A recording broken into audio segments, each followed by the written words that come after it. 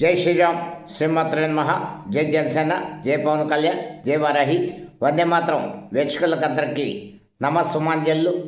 ఏ ముహూర్తాన్న బంగారు క్లీంకార మా mega family ఇంట్లో జన్మించిందో అన్నీ శుభాలే జరుగుతున్నాయి. ఆ కుటుంబానికి కానీ, ఆ కుటుంబాన్ని అభించి మా అందరికీ కానీ అన్ని శుభవార్తలు అందుతున్నాయి. ఆ పిల్ల జన్మించిన ముహూర్తంతో మెగా ఫ్యామిలీ కుటుంబం ప్రపంచ స్థాయికి వెళ్ళిపోయింది. అన్నయ్య మెగాస్టార్ చిరంజీవి గారు ఎంతో ఆనందంలో తేలిపోయారు. మా జనసేన అధిపతి ఆంధ్రప్రదేశ్ డిప్యూటీ సీఎంగా పదవిని అలంకరించారు.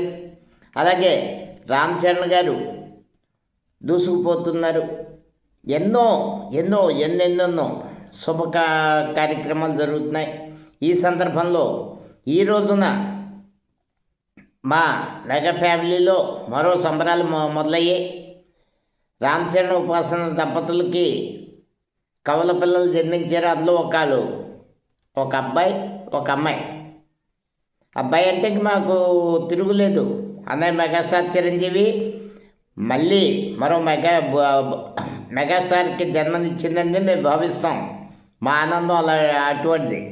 మెగాస్టార్ కుటుంబంలో ఇటువంటి ఆనందోత్సాహాలు చూడడం మాకి ఎంత ఇదంటే, అన్నయ్య చిరంజీవికి ఈ సంవత్సరం శివశంకర వరప్రసాద్ సినిమాతోటి ఎంత ఆనందం వచ్చిందో ఈరోజు అంత ఆనందంతో మేము తాదాత్మ్యంతో ఇదవుతున్నాం.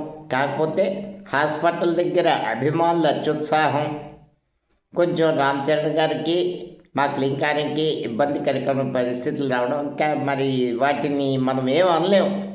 వాళ్ళ అభిమానం ఆ కుటుంబం పట్ల అది తీసుకోవాలి, కానీ తప్పుగా అనుకోవద్దు. ఏది ఏమైనా వన్స్ అగైన్ మెగాస్టార్ ఫ్యామిలీ వాళ్ళు 10 మందికి సాయం చేసిన వాళ్ళు, 10 మందికి ఉపకారం చేసిన వాళ్ళే కానీ ఎవరికి అపకారం చేసిన వాళ్ళు కాదు. అన్నయ్య గ్రాటిట్యూడ్ అలాగే ఉంటూ ఈ థర్డ్ జనరేషన్లో కూడా అది కొనసాగాలని కోరుకుంటూ మా ఆనందానికి అవధులు లేవు. ఎంత చెప్పినా తరగదు. అలాగని చెప్పడానికి మాటలు లేవు. మా వంశోద్ధారక మెగాస్టార్ చిరంజీవి గారి వంశోద్ధారకులు మనసా వాచ కర్మణ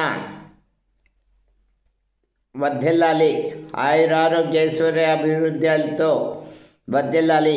అన్నయ్య మెగాస్టార్ చిరంజీవికి అంతటి పేరు తెచ్చేవాళ్ళుగా పెరగాలని కోరుకుంటూ వందే మాత్రం. జై హింద్.